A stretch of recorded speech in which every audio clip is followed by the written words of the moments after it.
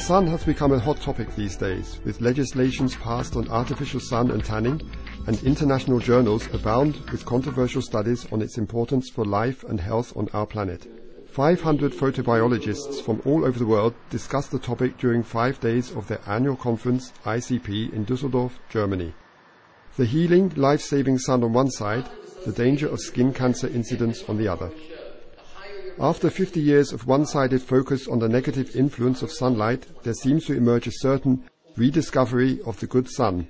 The amazing flood of scientific discoveries about vitamin D and its protective and healing powers has turned the tides. Professor Michael F. Holick from Boston University, by far the best-known researcher on sunlight and vitamin D, lectured an enthusiastic audience at the ICP conference, giving a somewhat breathless chase through the wealth of actual facts on vitamin D, the sunshine vitamin. Almost all the cells in our bodies are influenced by vitamin D. Epidemic vitamin D deficiency is responsible for drastically rising risks for many of the most widespread ailments, such as osteoporosis, diabetes, hypertension, cardiovascular diseases, stroke, and even psychiatric disorders. Holick's advice to the general public: more sun, but with moderation. The backside of the coin was presented by the German biophysicist from Hamburg, Dr. Rüdiger Greinert. Each sun ray on your skin counts and accumulates into a rising risk for skin cancer, including melanoma. Skin cancer incidence has been rising over the last 50 years and, according to Greinert, this can be blamed almost exclusively to sun and solarium. The Norwegian scientist Johan Moen pointed to the hundreds of reliable scientific studies, including many of his own, that prove that moderate sun exposition and a corresponding level of vitamin D serum in the blood not only protects against many illnesses, including many cancers, but also helps people survive cancers. Especially the warnings of many dermatologists to avoid midday sun is, in Moen's opinion, a deadly wrong advice. The morning and afternoon sun could cause more damage unnoticed than the sun at noon. However, Professor Moen also warned against an excess amount of sun on the skin. Moderation was his message. Professor Michael Holick, doyen of UV and vitamin D research after 30 years of uphill battle for recognition in the scientific community, focuses on the problem. 50% of the world's population is vitamin D deficient, and we believe that it has serious health consequences for both children and adults alike.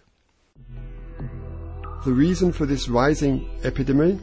The major cause is lack of sun exposure. Humans have always depended on the sun for their vitamin D requirement. And it's over the past 40 years that it's been suggested that you should never be exposed to direct sunlight. That is one of the major causes of the vitamin D deficiency pandemic. But why, if this problem is so pressing, does it play such a moderate role in medical everyday practice? Again, everybody thinks about vitamin D preventing rickets in children. We don't see rickets any longer, so people are not thinking about vitamin D. It's incomprehensible to physicians as to how vitamin D could reduce risk of heart attack by 50%, reduce risk of common cancers like colon, prostate, breast by as much as 50%, reduce risk of infectious diseases, including influenza, by as much as 90%, reducing risk of type 1 diabetes, 78%, if a child is getting adequate vitamin D during the first year of life, reduces risk of type 2 diabetes. European health systems are ailing and running out of money. Couldn't the sun and vitamin D play a major role in easing the pressure? Well, it is quite remarkable that probably one of the most important nutrient hormones that humans need is, in fact, coming from the sun for free. But you have to take advantage of it. And it doesn't mean to go out and bake in the sun. What it simply means is to go out between the hours of about 10 a.m. and 3 p.m., and usually in the spring, summer, and fall, and arms and legs a couple of times a week is often more than adequate to satisfy your body's requirement for vitamin D. But what can we do during the so-called vitamin D winter, when the sun cannot provide us with a vital amount of vitamin D?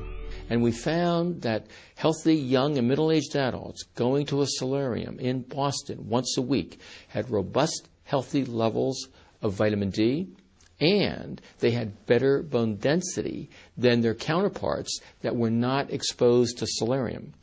The reason that's important is that in the wintertime in Europe, as well as in the United States, you cannot make any vitamin D in your skin. And so if you're not aggressively taking a vitamin D supplement, and we now know that children need at a minimum 1,000 units of vitamin D a day, adults need 2,000 units of vitamin D a day to satisfy the requirement, they will not be able to appreciate all of the health benefits of vitamin D. So this leaves us with the question of how much sun, how much vitamin D we actually need. Well, I think just like anything else in life, it's moderation should be the message. And that's my message to the public, is that you should never get a sunburn. But abstinence doesn't work. So we should really be out there recommending sensible sun exposure, which is what I've been doing for more than 30 years. Ask for the dark side of the sun. Its power to cause skin cancer, particularly melanoma, the deadliest form of skin cancer. But in my opinion, there is no credible evidence that sensible sun exposure will increase your risk of melanoma above and beyond what is the general rate of melanoma risk in the population. Occupational sun exposure decreases your risk of melanoma. It does not increase your risk. And finally, is the sun, natural or artificial, friend or foe? But we know that sensible sun exposure reduces risk of deadly cancers, reduces risk of infectious diseases, autoimmune diseases, hypertension, heart disease, stroke. And recently it's been suggested that even dementia and schizophrenia. So again, the message is simple. Sunlight is your friend, but use it in moderation. Dr. Greinert, member of diverse radiation control organizations, argues by doubt. Ich habe überhaupt nichts dagegen, wenn sich herausstellen sollte, dass Vitamin D so einen krebsprotektiven Effekt If indeed the preventive effect of vitamin D for cancer will be scientifically proven, I, of course, have no qualms with that. The fact that we find a vitamin D receptor at many cell surfaces seems to suggest a much greater role of vitamin D than just bone and bone density. But that will need much more time and reliable scientific studies. belastbar mit nach draußen gehen. He defends himself against accusations of partisanship and one-sidedness. Wir haben wirklich nicht gesagt, also die Leute sollen noch weniger in die Sonne gehen, sondern wir haben gesagt, dass We never advise people to stay out of the sun. We tell the people to no longer expose themselves to the sun than necessary, to get all the sun the body really auch needs. erzielen kannst. Und das ist diese berühmte Viertelstunde oder sowas, die wir dann sagen, dann kann man draußen spazieren gehen in der Mittagssonne und dann wird man sein Vitamin D für diesen Tag dann auch schon bekommen. Professor Johann Mohn, physicist by education, offers an even stronger statement in favor of sun and solarium than his colleague, Professor Hollick. In his research, he and his colleagues discovered the life-saving capacity of the sun and vitamin D. What we have found is that about 13 of the most important internal cancers are related to the low vitamin D status. So a low vitamin D status is a risk factor for these. The sun can definitely make skin and melanomas, and it can protect against them.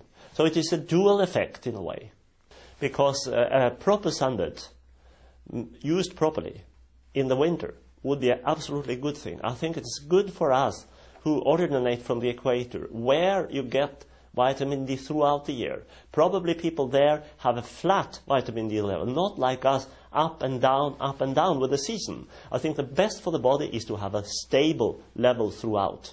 And the way to achieve that would be to have proper sunbeds used properly in the winter.